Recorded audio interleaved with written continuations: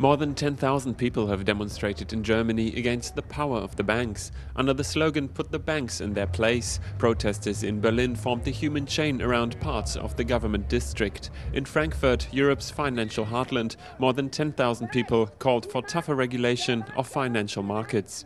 18,000 people took to the streets in Berlin and Frankfurt, saying we really need to draw conclusions from the financial crisis.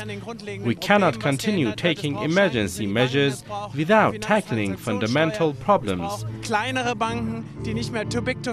Inspired by the Occupy movement, which began in the US, demonstrators carried placards saying "We are the 99% and real democracy now." As in Frankfurt and Hamburg, a protest camp has been put up. In Berlin now too.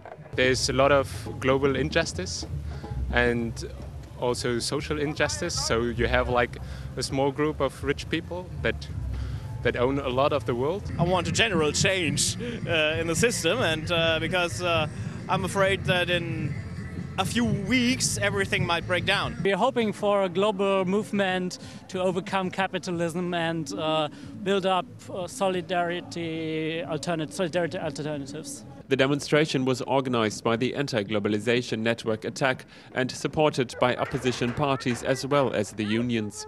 We are creating majority in the country, and that's important as it does change politics. You can see it with this government, which is changing positions constantly as it realizes that in the end it has to bow to the pressure of the streets. According to a latest poll, more than 3/4 of Germans oppose bailing out banks. 74% call for tougher regulations, while believing banks have a greater influence in Germany than politicians.